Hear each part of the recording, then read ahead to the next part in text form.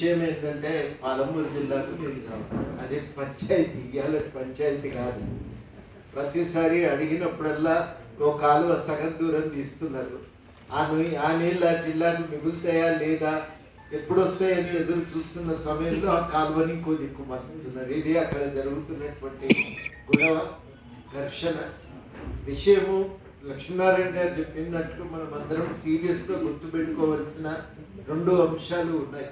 మొదటిది ఏంటంటే, కృష్ణానదిలో మనకు న్యాయసమ్మతమైన వాటా ఉమ్మడి రాష్ట్రంలో దక్కలేదు. మనకు అన్యాయం చేసిండ్రు, మొండి చేయి చూపించిండ్రు, మన నీళ్లు వాళ్ళు లాక్కొని పోయిండ్రు. గోరెటింకన్న కూడా ఈ విషయాన్ని పాటలో చాలా అద్భుతంగా విశదీకరించారు.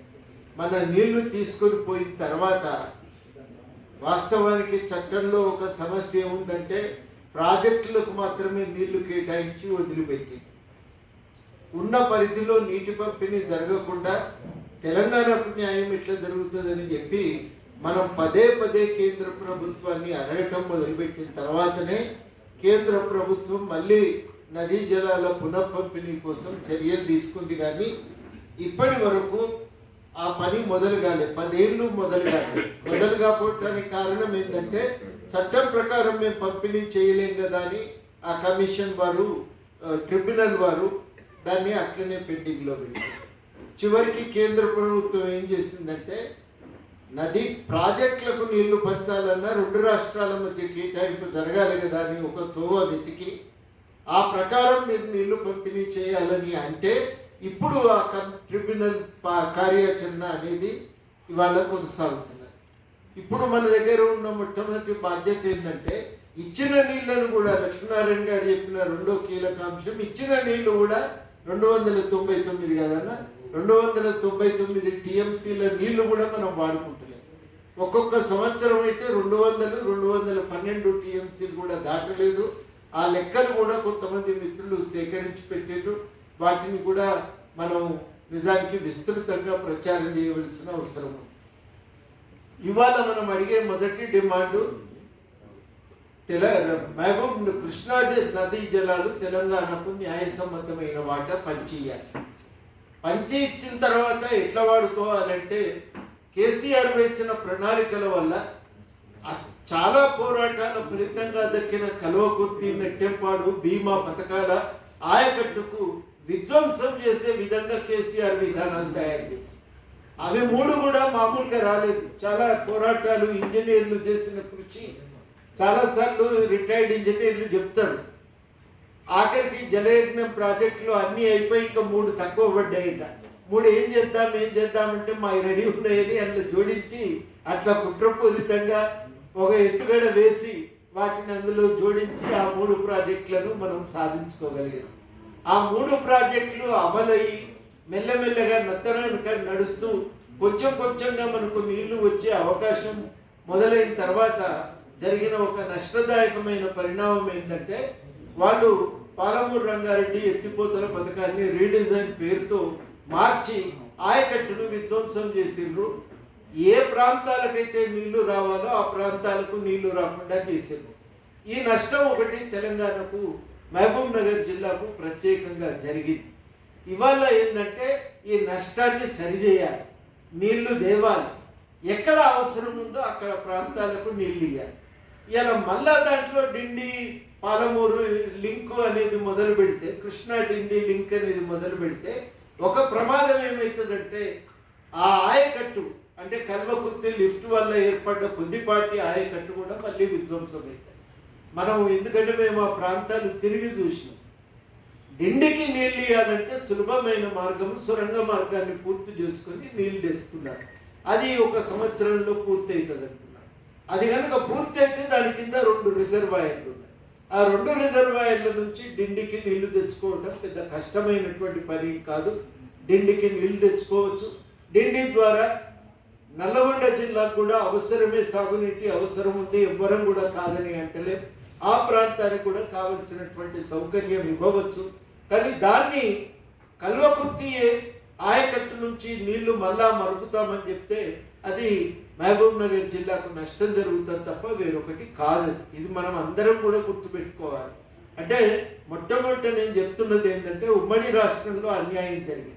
వాస్తవానికి బచావత్ ట్రిబ్యునల్ చాలా స్పష్టంగా మహబూబ్ నగర్ రాయచూర్ జిల్లా కనుక హైదరాబాద్ రాష్ట్రం యథాతథంగా కొనసాగి ఉంటే మహబూబ్ నగర్లో ప్రతి అంగుళం భూమికి నీరు అందేది, చాలా నష్టం జరిగింది అని చెప్పి వాళ్ళే దయతలిచి జూరాల ప్రాజెక్ట్ ఇచ్చారు.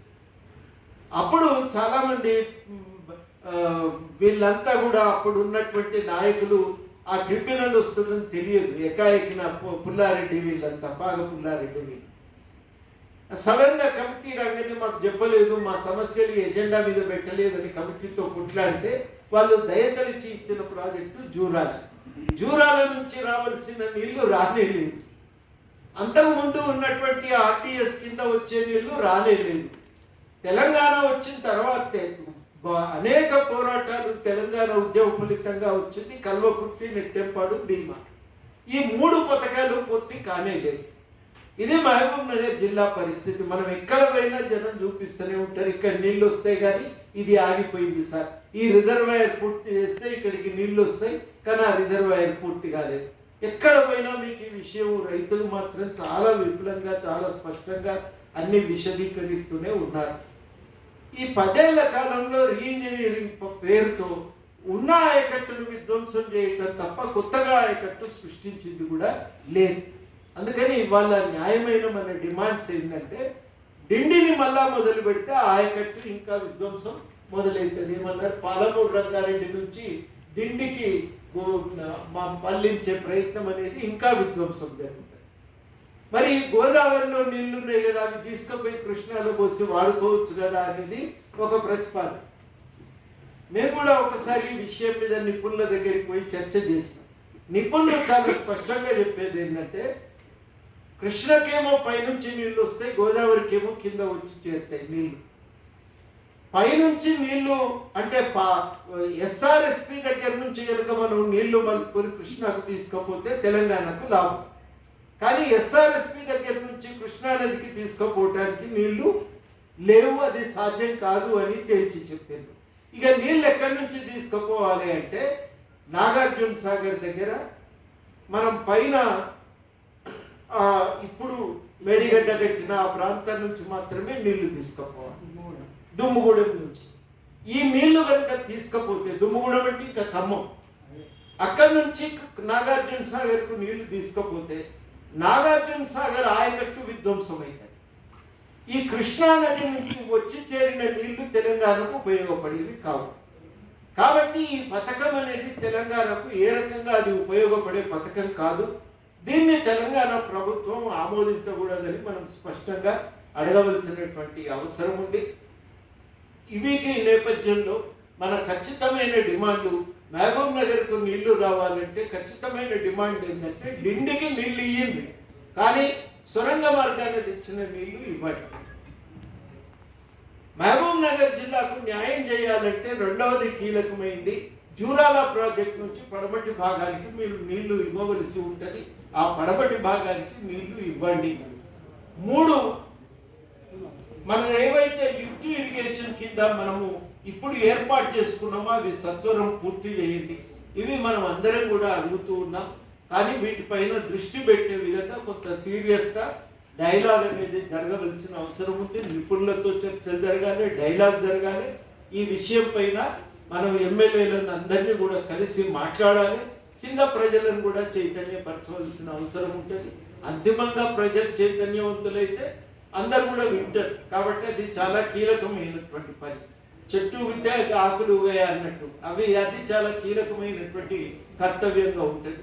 ఇది నా దృష్టిలో ఒక ప్రణాళిక అనే దాన్ని మనం ఇంత కాంప్లికేటెడ్ కూడా వద్దు. మనం చాలా స్పష్టంగా ఒక కృష్ణానది బొమ్మ వేసి నీళ్ళు ఇక్కడున్నాయి, మాకు ఇక్కడ అవసరం ఉంది, ఇది ఇక్కడ తీసుకొస్తే సరిపోతుంది అనేది ఒక సింపుల్ మ్యాప్ మనం వేసి ఒక్క పేజీలో ఈ విషయాలన్నింటినీ మనం వివరించి గ్రామానికి కనుక తీసుకొని పోగలిగితే తప్పకుండా ఒక న్యాయాన్ని సాధించుకోవడానికి అవకాశం ఉంటుందని నేను నమ్ముతున్నా. ఈ విషయాల మీద చాలా సూటిగా మనం అందరితో కూడా మాట్లాడాలి. ఇక తప్పనిసరిగా అక్కడ జిల్లా నాయకులందరితో ఒక round table meeting, closed door meeting ఏర్పాటు చేయాలని మొదటి కర్తవ్యం. దాన్ని ఎప్పుడు కూడా మనం విస్మరించడానికి వీల్లేదు, నిర్లక్ష్యం చేయడానికి వీల్లేదు. మీరు క్లోజ్డ్ డోర్ మీటింగే కానివ్వండిగా, ఎందుకంటే కొన్ని విషయాలు ఫ్రీగా మాట్లాడుకోవచ్చు. మీడియా ఉంటే ఆవేశాలతో ఆ మీడియా ద్వారా చెప్పే సందేశం మీద దృష్టి పెడతారు, కానీ అసలు సమస్య మీద దృష్టి పెట్టారు. అట్లాంటి దానికి ఒక అరగంట ఒక సూటిగా మనం ఒక స్లైడ్ ప్రజెంటేషన్ ఇచ్చి ఆ ప్రజెంటేషన్ ఆధారంగా వాళ్ళకు విషయాలు చెప్పి మేము ఇది అడుగుతున్నాము అని సూటిగా ప్రతిపాదనలు వాళ్ళ ముందు పెట్టి మనం గట్టిగా వాటిని సాధించుకునే ప్రయత్నం చేయవలసి ఉంటుంది. దానికి నేను తప్పకుండా సహకరిస్తానని మీ అందరికీ కూడా హామీ ఇస్తున్నా. ఈ చర్చను, ఈ విషయాలు ముందుకు తేవలసిన అవసరం, బాధ్యత మన మీద ఉంది. అవతలనేమో ఆర్డిఎస్ అది పునరుద్ధరించడానికి ఆడ అవకాశం కనబడతలేదు. కాబట్టి తుంగభద్ర నీళ్లు వాడుకోవటానికి ప్రత్యామ్నాయమైన ఏర్పాట్లు కూడా సమాంతరంగా జరగవలసే ఉంటాయి. ఇట్లాంటి వాటి అన్నింటి గురించిన ఒక ప్రతిపాదనలు ప్రభుత్వం ముందు పెట్టి మనము ఇవాళ వాటిని సాధించుకోవటానికి ప్రయత్నం చేయవలసి ఉంది. కాబట్టి సూటిగా నేను చెప్తున్న మాట ఏంటంటే, ఒకటి, ప్రజల కోణం నుంచి, ఇంజనీర్ల కోణం నుంచి మన ప్రణాళిక ప్రభుత్వం ముందు పెడదాం. రెండవది, దాన్ని సాధించుకోవటానికి వీలుగా సరే విస్తృతంగా ప్రచార యాత్రలు నిర్వహిస్తాం, అదొక భాగం. కానీ దానితో పాటుగా రాజకీయ నాయకులతో, జిల్లా బాధ్యులతో మనం కూర్చొని మనం ఒక చర్చలు జరుపుతాం. ఇవి నా దృష్టిలో నేను చెప్పదలుచుకున్నటువంటి ప్రతిపాదనలు. ఈ కార్యాచరణ అమలు కోసం తప్పకుండా ఈ ప్రయత్నం చేస్తాను. కానీ ఆఖరిగా ఒక మాట నేను చెప్పదలుచుకుంది ఏంటంటే, ఇట్లా అన్యాయం జరుగుతున్న జిల్లాలు చాలా ఉన్నాయి. సార్కు బాగా తెలుసు. అసలు వరంగల్ అయితే పోతే మాకే ఆశ్చర్యం అనిపిస్తుంది. ఒక్కలంటే ఒక్కరు అక్కడ జలవనరుల పంపిణీలో జరుగుతున్న అన్యాయాల గురించి మాట్లాడారు. కాకపోతే వర్షపాతం బాగుంది కాబట్టి తూర్పు వరంగల్ అంతా కూడా వానలతోనే పంటలు పండుతుంటాయి. పెద్ద చెరువులు ఉన్నాయి, చెరువుల కింద కాకతీయుల కాలం చెరువులు ఉంటాయి, చెరువుల కింద సాగుతుంటుంది. కానీ పడమటి వరంగల్కు సంబంధించిన జనగామ ప్రాంతం సమస్యల మీదనైతే అప్పుడెప్పుడో వరదారెడ్డి గారు, ఎక్స్ఎమ్మెల్యే గారు చేసిన పోరాటాలే కానీ ఆ తర్వాత వాటిపైన దృష్టి పెట్టినటువంటి వాళ్ళు లేరు. అంతకంటే దుర్భరమైన పరిస్థితి మెదక్ జిల్లా. చుట్టూ నీళ్లు ఉంటాయి. మీరు మందిరాన్ని తిరుగుతుంటే చూస్తారు, అది ఇట్లా మెరికలు పాములాగా మెరికలు తిరుగుకుంటూ పోతుంటుంది. ఆ జిల్లా పరిస్థితి అంతే అధ్వానంగా ఉంటుంది. చాలా సంతోషం ఏంటంటే పాలమూరు నగర్ జిల్లాలో ఈ విషయాలను ఎత్తి చూపగల మేధావులు ఉన్నారు. కానీ ఆ జిల్లాలో అడిగేటోడే లేడు. రంగారెడ్డి జిల్లాలో చూస్తే ఆశ్చర్యం అనిపిస్తుంది. అక్కడ మంజీరాకి వెళ్ళి నీళ్ళు ఎత్తిపోస్తే మొత్తం రంగారెడ్డి జిల్లాకు నీళ్ళు వస్తాయి. మీరు నీళ్ళు ఎక్కడికి వెళ్ళి తెస్తారంటే మంజీరాలు చూపరు. అక్కడ మేడిగడ్డ కాడికి వెళ్ళి తోడుకుంటా మీ జిల్లాకు తెస్తామంటే అవి వచ్చేది ఎప్పుడు, దాహార్తి తీరేది ఎప్పుడు, అది అయ్యేది కాదు, పోయేది కాదు. కింద ఉన్నటువంటి సింగూరు ప్రాజెక్టుకి వెళ్ళి నీళ్లు ఎత్తిపోస్తే రంగారెడ్డి జిల్లాకు కావలసిన నీళ్లు, కొన్ని నీళ్లు ఆ పాలమూరు రంగారెడ్డి ఎత్తిపోతల పథకం నుంచి కొన్ని ప్రాంతాలకు నీళ్ళు ఇస్తే సరిపోతుంది. అడగగలిగేటువంటి ఒక గొంతు, ఒక సంస్థ, ఒక బాధ్యులు, ఒక చైతన్యము లేనేలేదు.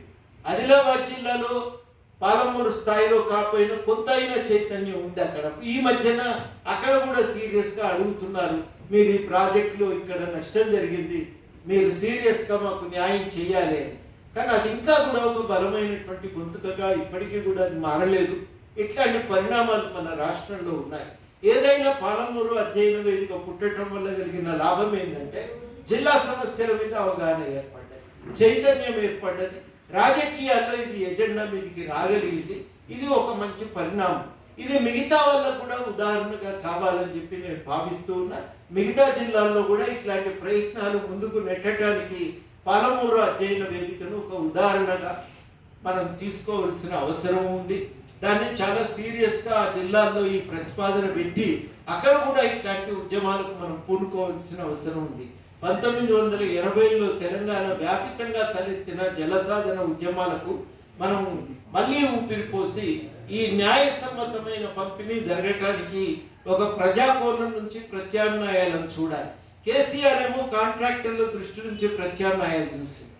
వాటిని పక్కన పెట్టి తెలంగాణ ఉద్యమం ఇచ్చినటువంటి పరిష్కారాలను మళ్ళీ వెలుగులోకి తెచ్చి సాధించుకోవాల్సిన ప్రయత్నం ఉంది. అందులో భాగమే ఇవాళ జరుగుతున్నటువంటి లేవనెత్తినటువంటి ఈ డిమాండ్లు. వీటిని ఇంత స్పష్టంగా ముందు పెట్టినందుకు నేను పాలమూరు అధ్యయన వేదికను అభినందిస్తూ వీటి సాధన కోసం మా వంతు తోడ్పాటు ఉంటుందని కూడా మీకు హామీ ఇస్తూ సెలవు.